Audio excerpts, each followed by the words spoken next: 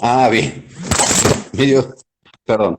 Sí, Es está, medio difícil, pero sí, lo que pasa es que este, si lo hacemos a través del canal de la facultad, después es más fácil la edición del video, igual se puede hacer, pero bueno, es, es bien. mejor. Bueno, la verdad que es un placer tener una nueva reunión, una nueva entrevista. Esta ya es la quinta desde que comenzamos a tratar estos temas. Hemos denominado charlas de cuarentena y focalizamos y recortamos epidemias del pasado como una manera de conocer cómo las sociedades de otros tiempos han reflexionado y han respondido frente a estas cuestiones, a estos flagelos, algunos conocidos y en la memoria y otros desconocidos, y por lo menos olvidados, como es el caso de lo que vamos a hablar hoy.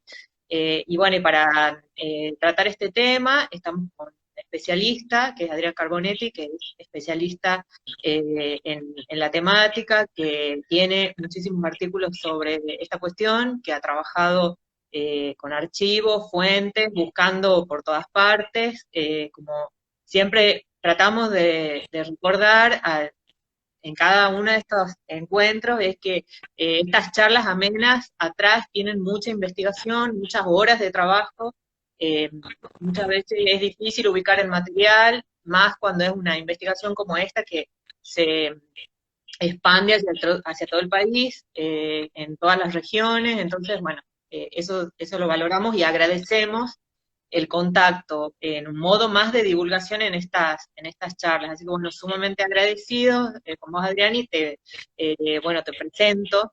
Para quienes no lo conocen, aunque sé que hay muchos conocidos aquí, aprovechamos para saludarlos a todos, pero bueno, para quienes no te conocen, Adrián Carbonetti es licenciado en Historia, magíster en Demografía y doctor en Demografía por la Facultad de Ciencias Económicas de la Universidad Nacional de Córdoba, es investigador principal de CONICET, dirige el Centro de Investigaciones y Estudios sobre Cultura y Sociedad, es profesor titular en las universidades de Córdoba y del Litoral y ha dictado cursos de posgrado en varias universidades argentinas.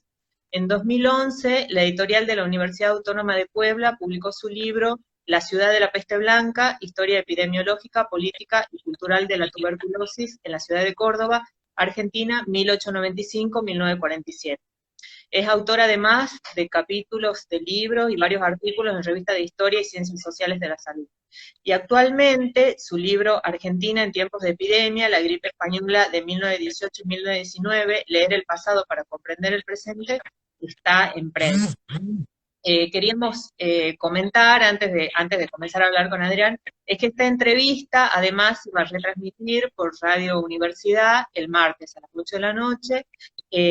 Radio Universidad la pueden ubicar en 94.7, así que bueno, quienes quieran volver a escuchar o quieran que alguien más escuche, pueden pasar esta información.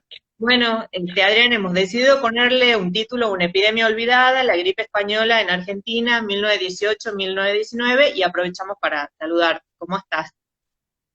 Hola, ¿qué tal? ¿Cómo estás, Marcela? Bien, bien, acá estamos, bueno, tratando de difundir un poco lo que hemos venido haciendo prácticamente desde hace 10 años, ¿no?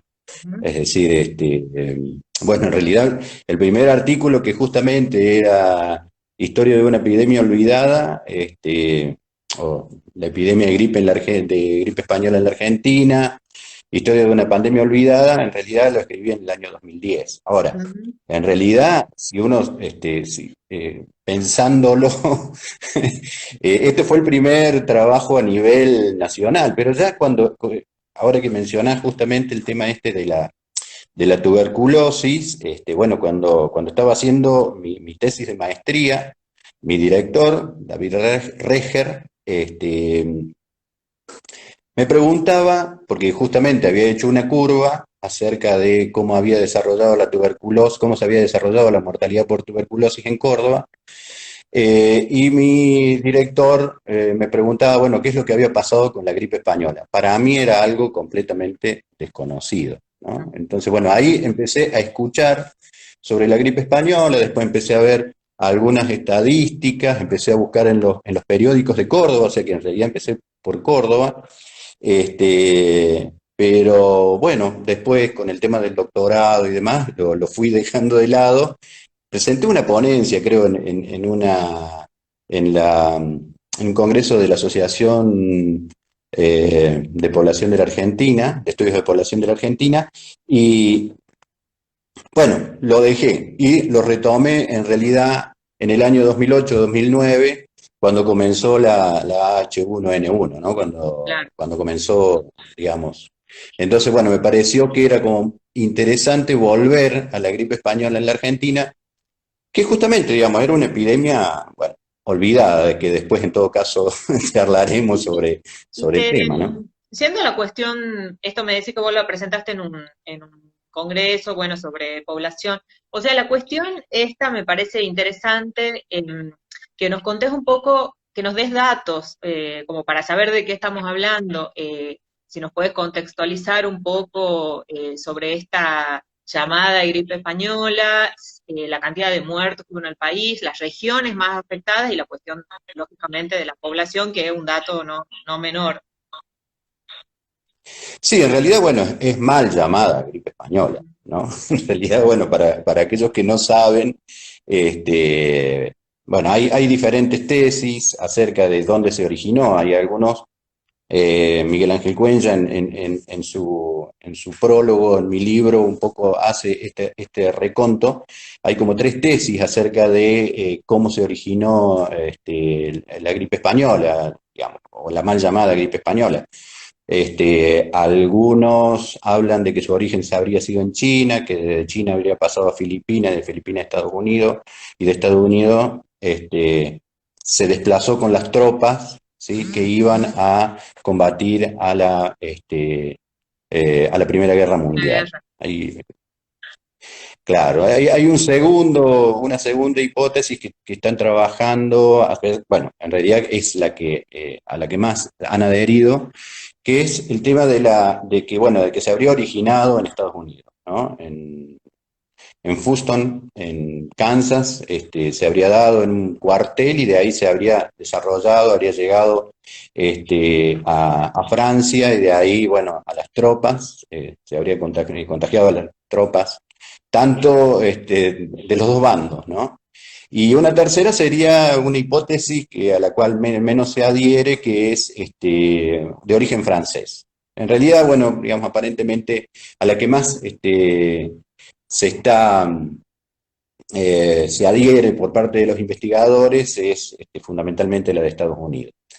Es una enfermedad que de alguna manera, hoy en día con la epidemia del COVID-19, nos han uno se puede retrotraer, ¿sí? Y comenzar a pensar ciertas cuestiones sobre el COVID que sucedieron durante la epidemia, sobre la gran pandemia, que fue el gran problema sanitario del siglo XX, ¿no? Es decir, no hubo una pandemia con semejante cantidad de muertos. Se calculan entre 20, 40 y algunos llegan hasta pensar en 100 millones de personas muertas. Dio la vuelta prácticamente al mundo.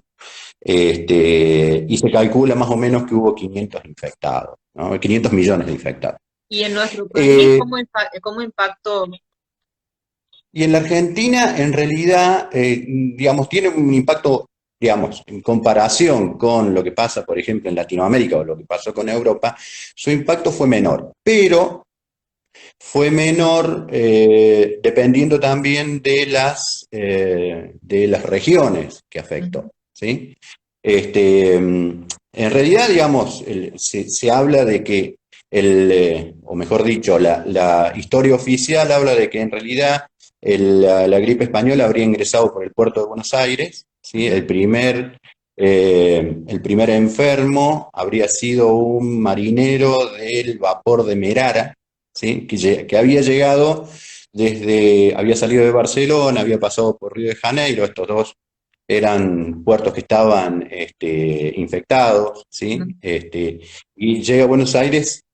Ahí es atendido el primer caso y desde ahí se desarrolla prácticamente hacia todos los lugares, hacia todas las regiones. Yo tengo, digamos, un poco las cuestiones de carácter estadístico por ahí a uno lo hacen pensar de que en realidad, bueno, sí, digamos, se pudo haber dado por ahí, se desplazó, fundamentalmente impactó en la zona central, ¿sí? Esto ocurre más o menos entre el 22 y el 24 de octubre, es una epidemia que es eh,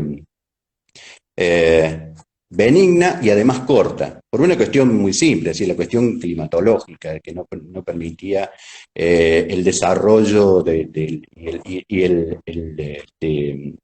la Claro, reproducción del virus. por Estamos una hablando de... sí, de verano, bueno, primavera casi de Claro, verano, sí. es, claro, dura entre octubre y noviembre. Mira, los datos que yo manejo de carácter estadístico Sí, los anoté porque por ahí se me van un poco.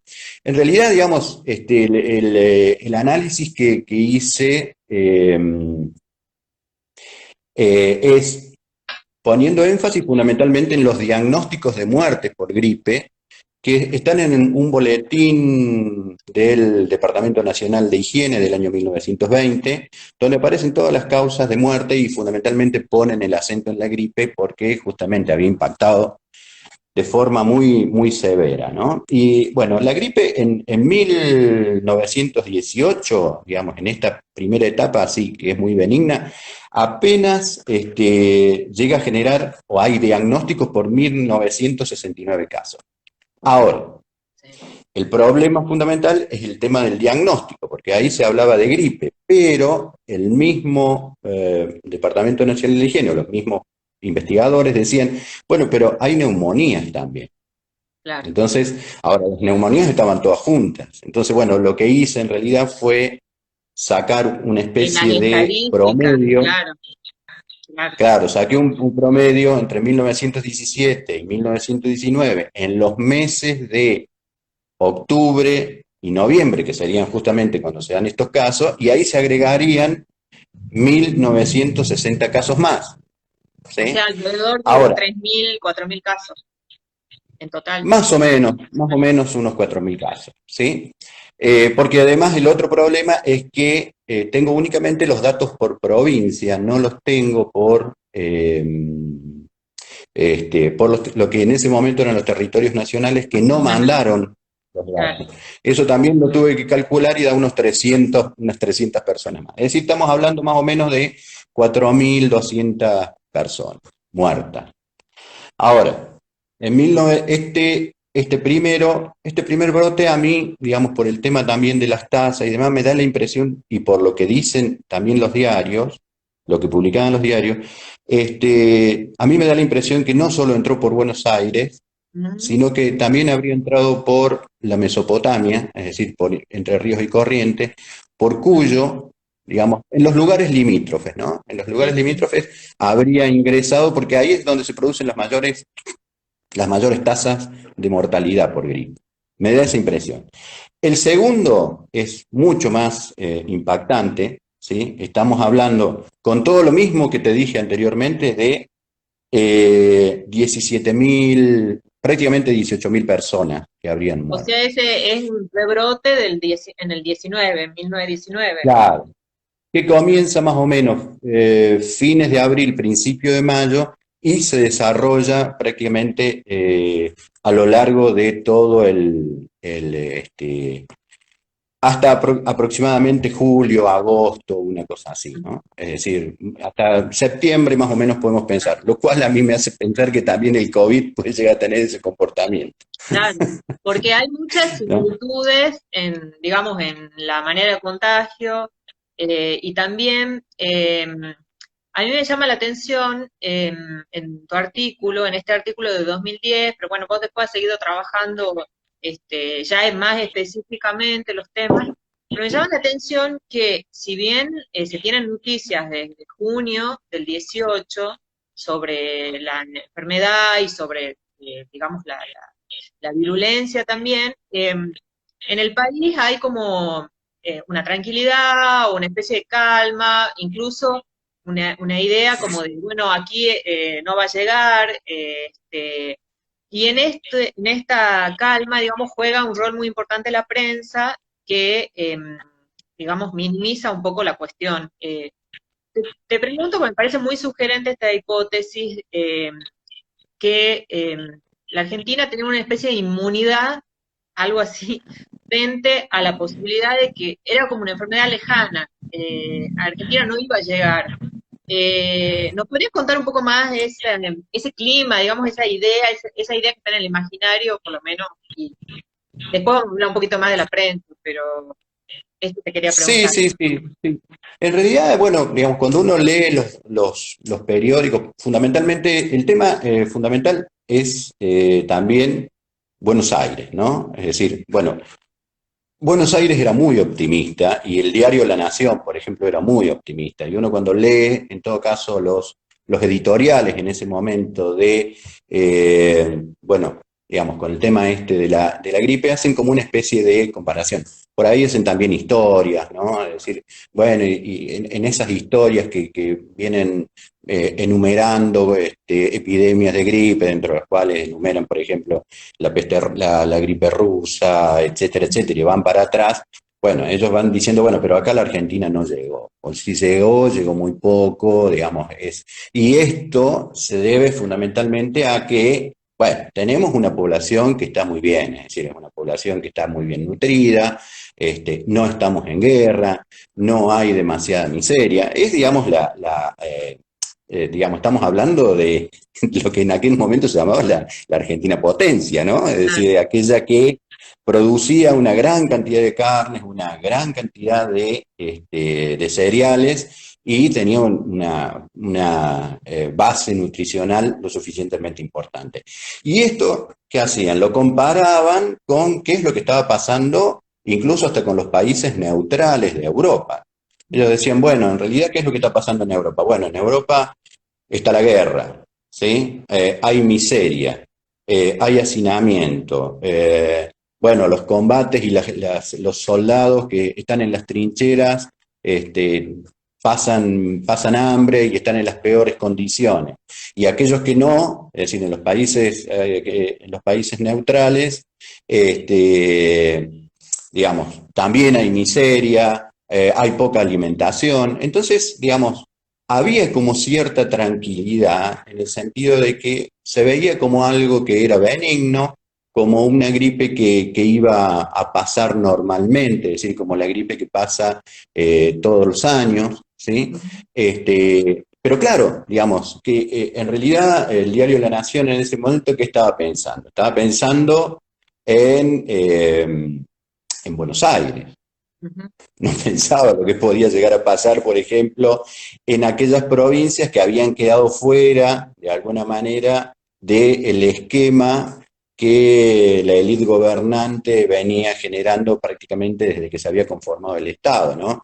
Que es el desarrollo hacia afuera. Entonces, de ahí quedaban muchos excluidos, es decir, muchas provincias que quedaban excluidas.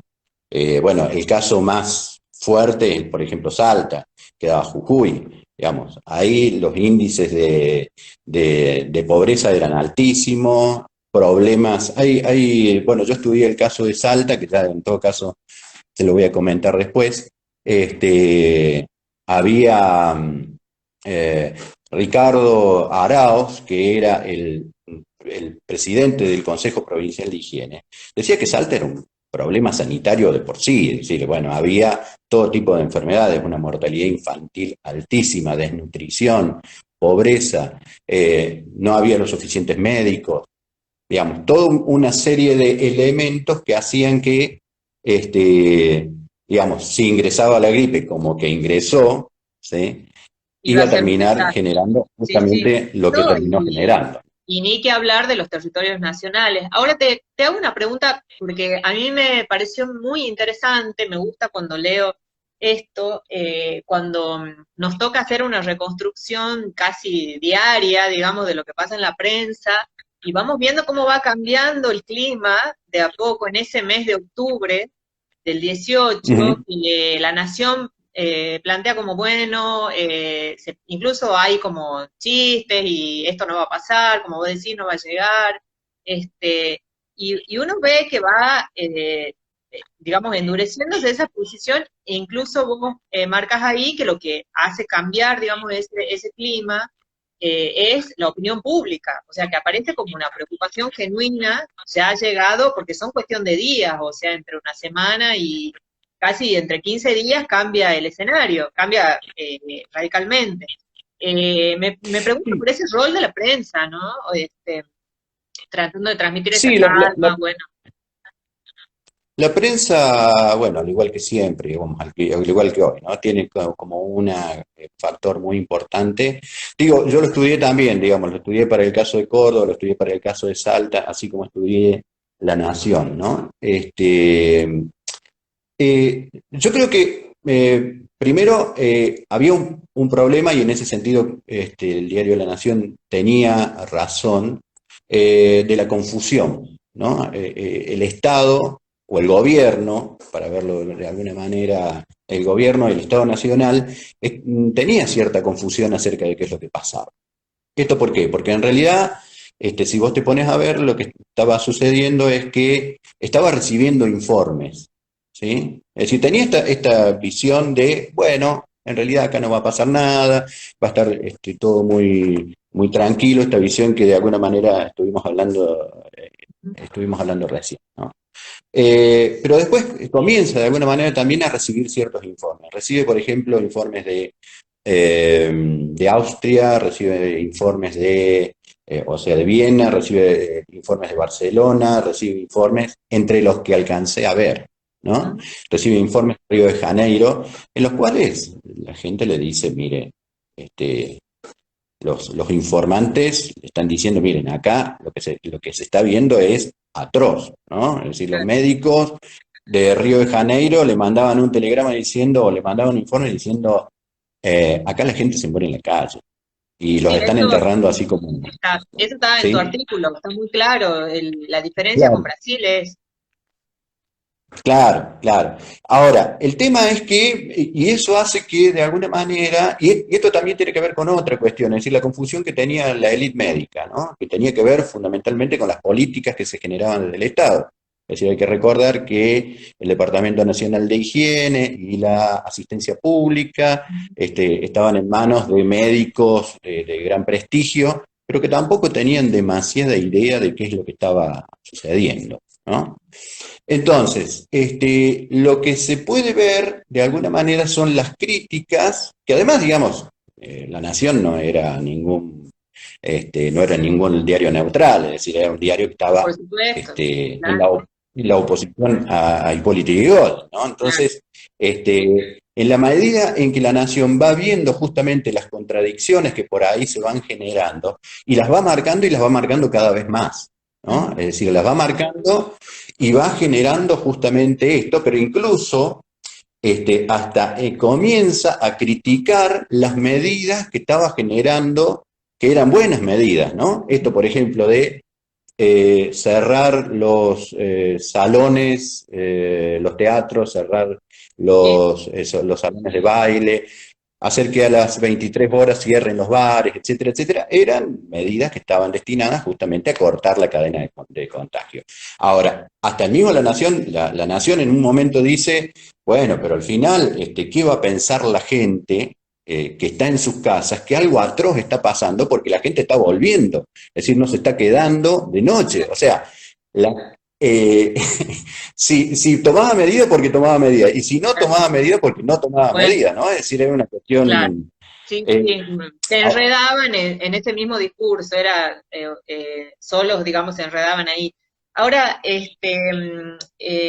bueno, en el artículo también queda claro, por lo menos en ese momento, ¿no? Cuando vos lo escribí en 2010, después habrán aparecido otras investigaciones, uno mismo que va de alguna manera dejando, como vos decís, esos temas y a los que vuelve después. Había, por lo menos en ese momento que vos escribís sobre esto, una especie de vacío historiográfico, era un tema que no se había tratado mucho, que no se había tratado, por lo menos en el caso de Argentina. Este, yo lo pienso desde Tucumán, que están los radicales también, Vascari, y ahí tampoco yo me acuerdo, pero no he estado viendo específicamente esto, pero que no recuerdo, no tengo mucho recuerdo, digamos, de esta epidemia que aparezca en la prensa, en los diarios, bueno, probablemente vos sí lo has encontrado. Te hago una pregunta. ¿Puede ser que la ausencia o escasez de fuentes tenga que ver con ese silencio de parte de la historiografía? O sea, en ese momento también se hablaba poco, o ha quedado poco registro. Mira, es que el problema es que aparentemente no es una cuestión argentina, es una cuestión internacional, ¿no? De que de alguna manera fue olvidada. Porque, por ejemplo, digamos, en el año 2010, recuerdo que fui a Portugal, y compré un libro que se llama algo así como, bueno, la pandemia en Portugal, historia de una pandemia que olvidada, esquecida, ¿no? Ajá.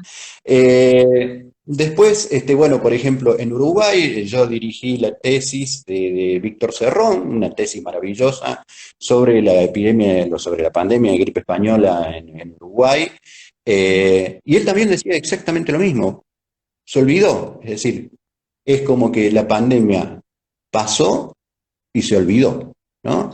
Incluso a mí, digamos, leyendo, por ejemplo, los trabajos de Porras Gallo y de Beatriz Dávila, también, es decir, como que en España esto se habría olvidado, es decir, y yo no creo que sea, porque en realidad yo también tenía el mismo temor, ¿no? Cuando comencé a estudiar la gripe española. Encontré esto, dije, bueno, encontré esta estadística, encontré estadística en Córdoba, encontré algunas cosas, algunas fuentes interesantes de carácter periodístico en Córdoba, pero después, bueno, tenía este temor. Bueno, ¿qué pasa si me meto en el caso argentino? Veo toda la Argentina y no encuentro nada, ¿no? Ujú. Y en realidad, bueno, cuando fui a ver, por ejemplo, el periódico La Nación, después también la prensa, eh, muchísima información nos da, Ujú. fundamentalmente los periódicos, ¿no? Y después, bueno, qué sé yo, por ejemplo, cuando estudié el caso de Salta, porque hice un trabajo especialmente sobre Salta, porque me llamó muchísimo la atención, era la provincia con el grave problema junto con Jujuy de altísimas tasas de mortalidad. Entonces me fui hasta Salta. Ahí quiero agradecer a Mari Gómez que me dio una ayuda fenomenal para buscar, por ejemplo, estadísticas y buscar los periódicos. Eh, y después, bueno, también releyendo un poco del caso de Córdoba, también encontré, y la otra cuestión, por ejemplo, la revista Caras y Caretas, ¿no? Es Ujú. decir, eh, me Sí, llamó sí, sí. muchísimo la atención, que había muchísimo. Yo creo que tiene que ver más, eh, creo que tiene que ver con cierto fracaso de la medicina, ¿no? Ajá. Es decir, digo, a ver, si uno se pone a ver prácticamente hasta la década, por lo menos en la Argentina, hasta la década del 80 y pico, y bueno, la historia de la salud la hacían los médicos, ¿no? Es Ujú. decir, ponían el acento fundamentalmente los médicos que, bueno, estaban muy interesados en la cuestión esta de la historia de la medicina, cómo habían actuado los médicos fundamentalmente, poniendo énfasis en el tema de la profesión, este, hicieron que de alguna manera, digamos, la historia de la medicina estuviese hegemonizada por Digamos que no ellos, había una ¿no? articulación con los historiadores, con la agenda de temas, o sea, no había una articulación entre esos dos mundos, o sea, el de la medicina, interesado en una historia de la medicina y de la salud, pero capaz, quizás más institucional, y no articulado con el mundo de los historiadores, de la agenda de temas, problemas bueno, que se renueva en los 80, que se puede hablar de una historia social de la salud, de la información. O sea, había una desarticulación entre esos dos mundos. Claro, sí, en realidad, digamos, bueno, la gran mayoría de los historiadores argentinos se interesaban muy poco, recién, por eso te decía, en la década de los 80, después, digamos, bueno, pasa los que empiezan a volver aquellos que se habían exiliado, que vienen tratando de analizar el tema este de la historia social. Había muy pocos grupos que estaban trabajando la problemática, eran poquísimos, ¿no? María Silvia Dilicia tiene un trabajo que hemos editado hace mucho, en el año 2008, donde ella justamente hace un poco la historiografía de estos grupos que en la década del 70 trabajaban. Ahora, digamos, en los 80, en los 90, comienza a haber un análisis por la historia social, es decir, una visión muy fuerte o un énfasis muy fuerte en la historia social. Y bueno, y en el tema este de la historia social comienzan a aparecer, digamos, estas temáticas, ¿no? Comienza a aparecer, por ejemplo, bueno, la temática de la tuberculosis, comienzan a aparecer las epidemias en términos de la historia del movimiento obrero, qué es lo que le pasaba a los obreros en ese momento. Entonces ahí Claro, comienzan a aparecer. como la semana Pero, pasada pero antes hablamos estaban, sobre paludismo con Eric Carter, la cuestión de, digamos, sobre el trabajo de los obreros, en el caso de Tucumán de la zafra. Ahora te hago una consulta respecto a, digamos, los nuevos, estas novedades temáticas y también la cuestión de las fuentes. Em, Vos recién nombrabas caras y caretas. En tu artículo, digamos, se ve el trabajo que vos has hecho, y después lo tenés hecho, digamos, mayor profundidad, pero se ve el trabajo que has realizado con las publicidades vinculadas con esta gripe española, digamos, con la pandemia.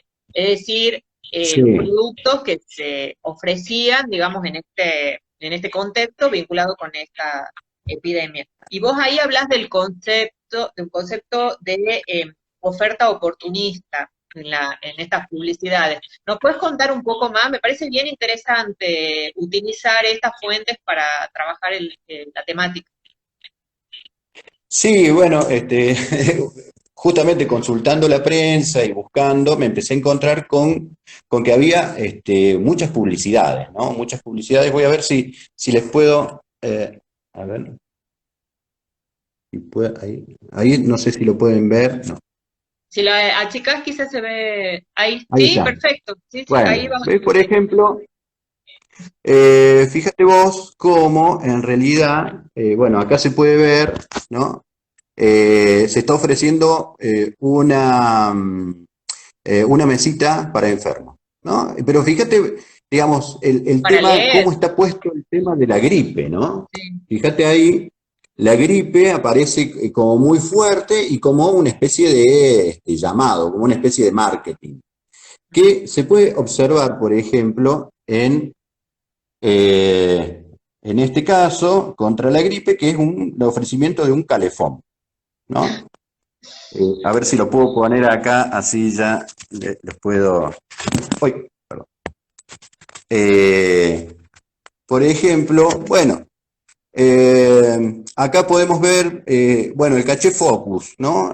Focus, eh, que en realidad evitaría supuestamente la gripe, pero no sabemos bien en realidad cómo es que lo haría, ¿no? Claro. Bueno, esta es una cajita también que uno se lo metía en el bolsillo, ¿sí? Ay, perdón. Bueno, es como que hay varios, ¿no? Sí, Pero en evidentemente. todos, si vos te fijas, en todos aparece como muy grande el tema de la gripe. Hasta Sí. hay uno que me gustaría que, este es muy interesante, ¿no? Dice, GROA, después que usted haya tenido la gripe, indiscutiblemente se le caerá el cabello. Entonces, es muy interesante. Se caería el cabello y, bueno, entonces te daban una loción para la caída del cabello, ¿no? Bueno, en realidad hay muchos otros. Bueno, bronquiol cura la tos, ¿no? Para la bronquitis y para la gripe. El lisoform, el famoso lisoform, que ahí dice contra la gripe, ¿no? Antiséptico bricomicida.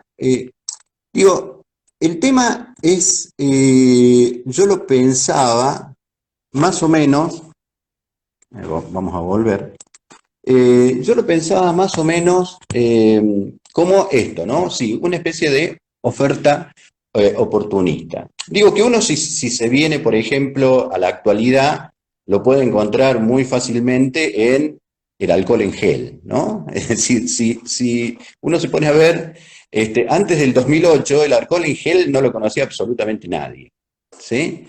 Y que después se impuso y bueno, ahora ni hablar, digamos. No, claro, es un producto básico, digamos, que todos tenemos a la mano. O sea, claro, Claro, entonces se impuso. esta cuestión de la gripe tenía que ver fundamentalmente con artículos que, desde mi punto de vista, en el momento, o productos que en ese momento, digamos, en un momento no epidémico, se encontraban fuera del mercado. Es decir, eran productos marginales, ¿no? Digo, muchísimos, porque hay hasta masajes, hay de todo. Esto que digo de la caída del cabello, yo debo haber tenido gripe. Entonces, Bueno, trata de no contagiarte ahora, porque si no. entonces digamos, la hipótesis con la que yo estoy trabajando es que justamente, digamos, era un marketing que, digamos, utilizaba a la enfermedad como una especie de llamador, es decir, como un marketing, ¿no? Sí. Pero que en realidad lo que pretendía no era hacer su venta durante la gripe, ¿no? Sino que lo que pretendía era, digamos, imponerlo durante la gripe, pero que después, en momentos no epidémicos, continuara dentro del mercado, ¿sí? Por eso es que por ahí uno se encuentra con que, digamos, se publicitan contra la gripe, pero también contra otra enfermedad. Se publicitan para la tos y para la gripe. Es decir, hay como una especie de marketing de esa forma, ¿no? Es decir, bueno, lo imponemos en este momento, pero después debería seguir. Esa sería más o Ahora, menos la claro, lógica. como una enfermedad que se ha instalado en la vida de la gente, que digamos una más, ¿por qué con doble P? ¿Por qué eres gripe con doble P? Eso me Eh, preguntaba alguien. yo creo que en ese momento sí, se la denominaba la gripe. Yo creo que era para diferenciarla de la gripe común, ¿no? Claro, Es decir, la gripe común se la denominaba de esa forma. Yo creo que la gripe posiblemente haya sido, no estudié el porqué de la gripe, pero aparece en todos lados. Yo creo que es algo que ha devenido fundamentalmente también de Italia, es muy posible que haya llegado. No me puse a estudiar eso, digamos, el porqué la doble P, pero desde mi punto de vista tiene que ver para hacer una especie de diferenciación, porque diferenciación, si no, claro, claro, sí, sí. no tendría. Em, sí, además, bueno, es lo que te permite a vos, por otra parte, saber que estaban apuntando ahí, digamos, a esto, con estos artículos, con estas, digamos, productos. Otra cuestión que a mí me resultaba muy interesante en el artículo es cuando vos hablas de la tasa de analfabetismo en el país y la dificultad en ese caso de un mayor contagio por no interpretar, digamos, todas estas indicaciones, que no sé si eran tantas, digamos, y si se contagiaban de la enfermedad, no saber cómo curarse por una alta tasa de analfabetismo. Y esto, eh, digamos, por eso decía que encontraban muchas similitudes con el caso con la actual, el virus corona. En el caso de Nueva York, el gobernador Andrew Cuomo también ha hecho referencia hace unas semanas a la dificultad de los extranjeros de no entender como, digamos, sector principalmente vulnerable por no poder interpretar, digamos, esas indicaciones o sea, como que está evidenciando otra cuestión social ahí, digamos, más profunda. En este caso, digamos, cómo es el análisis que haces vos del analfabetismo? Me pareció, eso me interesaría que nos contés. Sí, bueno, a ver, te muestro otra cosa, a ver si en una de esas. Fíjate, eso es, por ejemplo, Sí. la relación entre la tasa de mortalidad por gripe y el porcentaje de analfabetos en 1919. Tuve la suerte también de que, bueno, la suerte, de que en realidad, bueno, la epidemia de gripe fue muy cerca de un censo, que es el censo de 1914, lo 14, cual me sí. permite de alguna manera tener esos datos. Esa línea que vos ves, en realidad es una línea promedio, es una línea, no sé dónde lo puse ahora. Ahí está. Es una línea de promedios, en realidad, donde vos podés ver, ¿sí?, la relación que existiría fundamentalmente entre, digamos, cuanto menor es la tasa de analfabetismo, también es menor la mortalidad por gripe. Ahora, el analfabetismo indudablemente que tenía mucho que ver y tiene mucho que ver con esto que dice Cuomo, ¿no? Es decir, bueno, es decir, la forma de comunicación que tenía fundamentalmente el Estado en ese momento, o los gobiernos, era a partir de o periódicos o difundirlo, por ejemplo, pegando algún tipo de digamos, Afiches, haciendo cartillas, sí. ese tipo de cosas. Digamos, todos los gobiernos, de alguna manera, tanto el nacional como para Buenos Aires, como los gobiernos provinciales, hacían eso.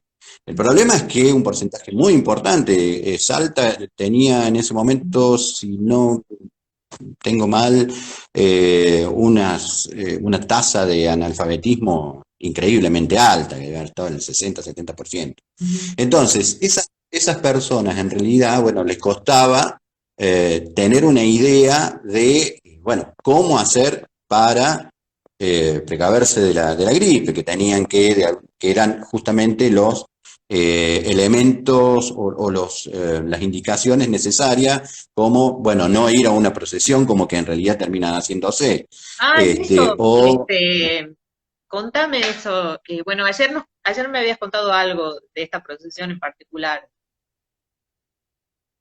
sí, bueno, digamos, eh, esa es otra cuestión, ¿no? Es decir, que también fueron procesiones que se hicieron prácticamente en toda la Argentina. Buenos Aires, posiblemente Rosario no hayan tenido procesiones, pero sí en las provincias más norteñas, más, digamos, que tenían un cuño más conservador incluso, se hicieron. Por ejemplo, en el caso este, de, de Córdoba, ¿sí? Se habla de, o mejor dicho, algunas familias conservadoras que estaban muy cercanas a la iglesia, en el 11 de julio de 1919, en plena crisis, ¿sí?, en plena crisis epidémica, llaman a una procesión, acá más o menos te lo puedo leer, dice, por nuestras precavaricaciones, claudicamos privado y públicamente. Vivimos en tiempo de mucha y culpable indiferencia, de apatía para las prácticas de las virtudes que sabemos son indispensables para agradar al Señor. Nuestros mayores no estaban equivocados, sabían y confesaban que Dios manda los castigos públicos a las claudicaciones colectivas y llenos de fe y piedad, corrían al altar de la expiación, el altar de la Virgen del Milagro, de la cual obtenían la desaparición de las calamidades públicas. Y hablan justamente del azote divino, ¿no? Es decir, el problema es que, digamos, cuando esto aparecía en el diario Los Principios, por ejemplo, que es un diario ultracatólico, era acá en Córdoba, y La Voz del Interior le hacía más o menos en el mismo momento, le estaba haciendo una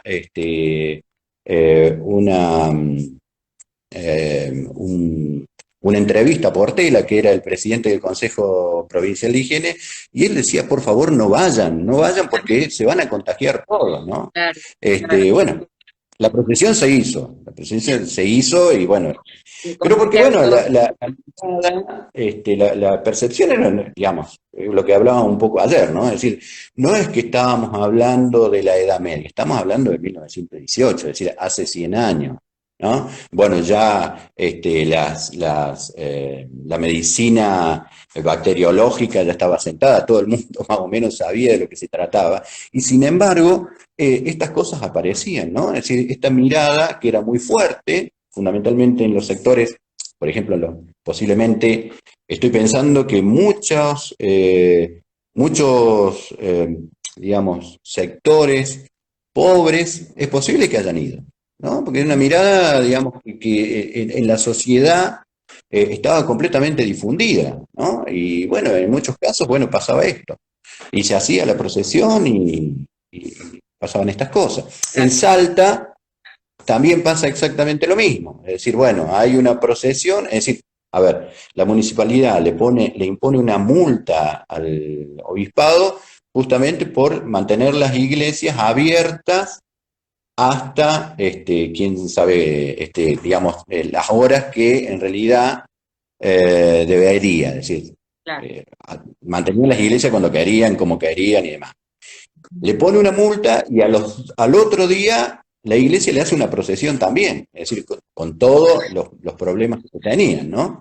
Claro. Pero esto también, ojo, también pasaba en Buenos Aires, ¿no? Es decir, Buenos Aires pasa, por ejemplo, en 1918, que se prohíbe a la gente ir para el Día de los Muertos, que creo que, ya no recuerdo, pero primero de Noviembre. noviembre me parece. Sí, ¿Eh? en Bueno, noviembre.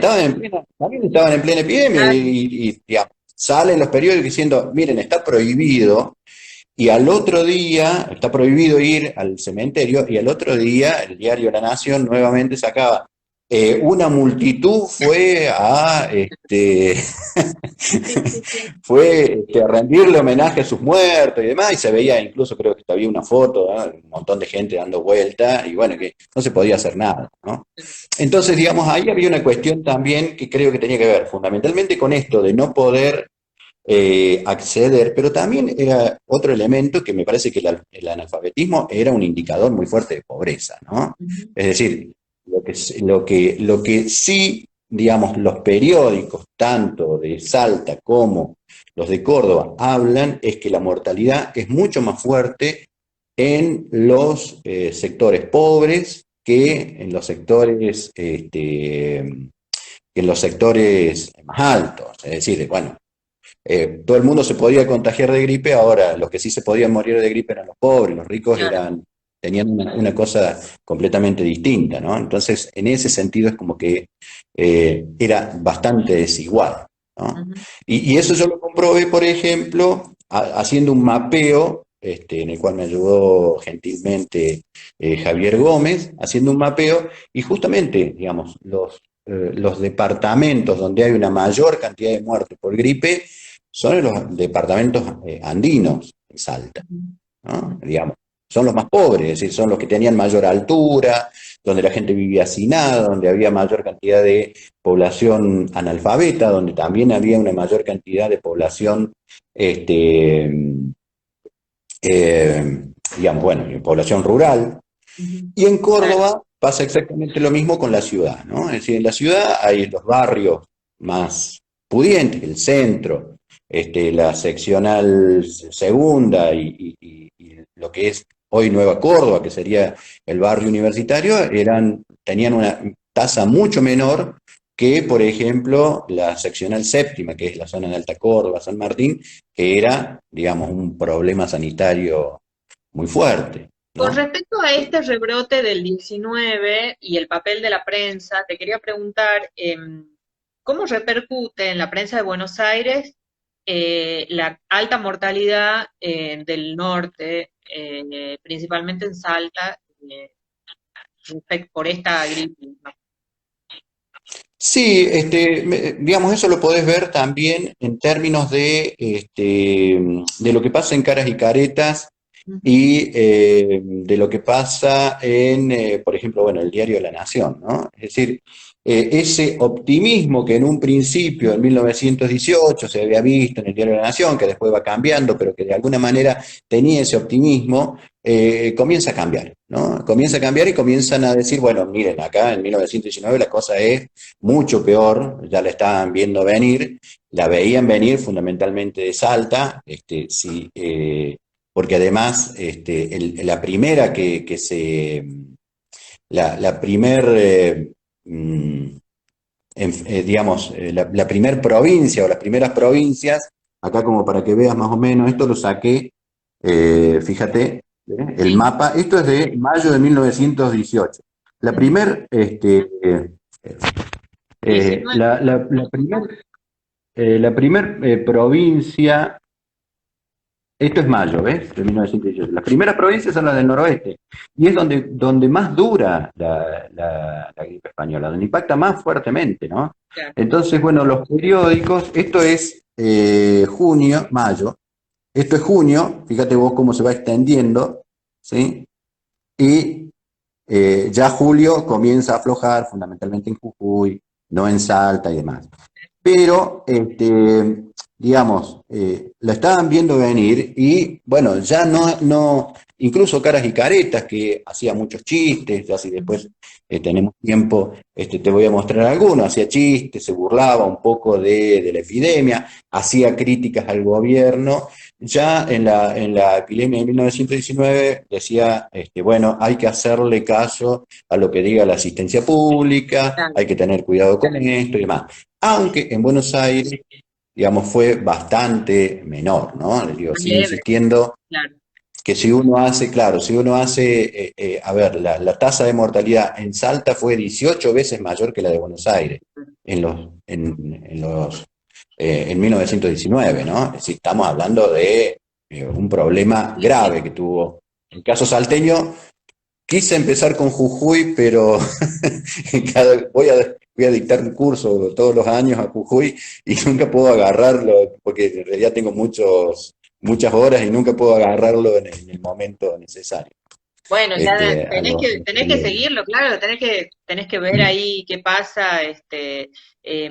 Bueno, si nos querés mostrar caras y caretas, alguna de estas caricaturas, y esto que, bueno, Bueno, nos tiene muy acostumbrados a estas caricaturas digamos, a tomar con humor estas situaciones, y la verdad que son súper ingeniosas también. Si nos querés mostrar alguna, tenemos unos muy poquitos minutitos, pero vale la sí. pena, la verdad Bueno, que ahí mira, se pueden ver, por ejemplo,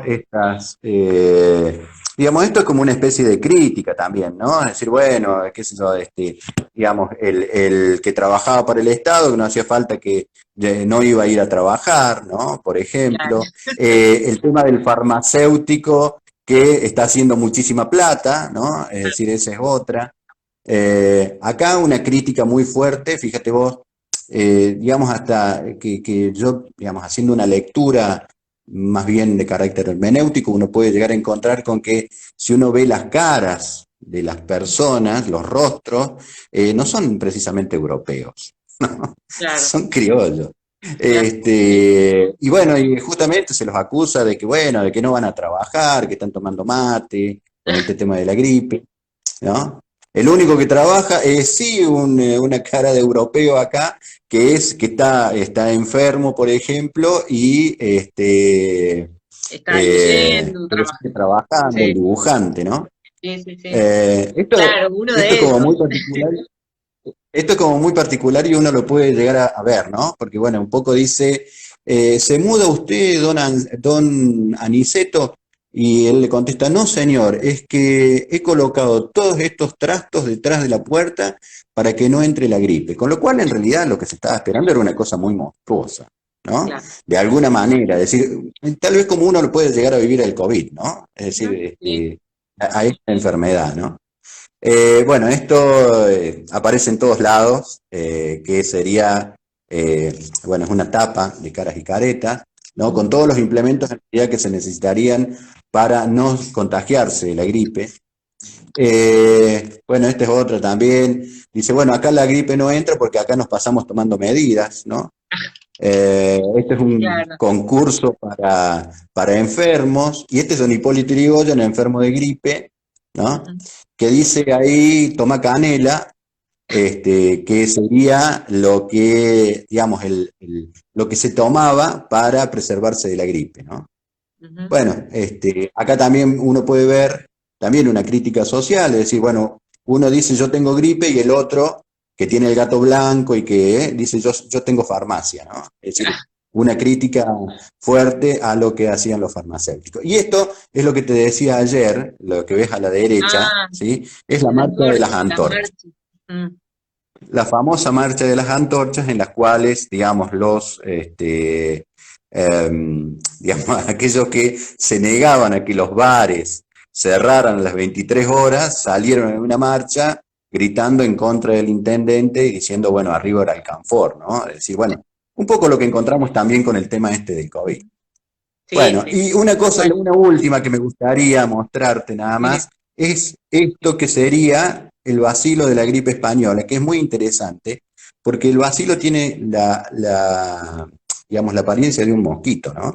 sí. Con lo cual, de alguna manera, está en Buenos Aires retrotrayendo a esa memoria histórica de qué fue lo que pasó durante la epidemia de gripe, Saludín. perdón, de fiebre amarilla, que Ah, tuvo, digamos, que fue letal para Buenos Aires allá por la década de 1870. Es ajá. una hipótesis que, bueno, que uno podría llegar a trabajar, pero, digamos, es como muy interesante también. ¿Y también el paludismo? O quizás, No, no, allá, ahí tuvieron, en Buenos Aires tuvieron la gripe claro. española, perdón, la gripe española, la fiebre amarilla, que en 1871, bueno, la obra de Blanes, ¿no? Digamos, cuando que entra Argerich y otro médico, y hay un bebé y la mujer está muerta, Ujú. Ah, sí, es sí, un sí, sí, impacto fuertísimo sí, sí, sí, sí. en la sociedad porteña, y yo creo que esto de alguna manera hace referencia un poco, se referencia un poco con respecto a eso, ¿no? Es decir, como esperar algo Claro, bastante peligroso, algo... peligroso en esa memoria, digamos, que bueno, el otro día hablábamos con Eric Carter, la memoria sanitaria, o sea, que en ese caso actuó recordando esa...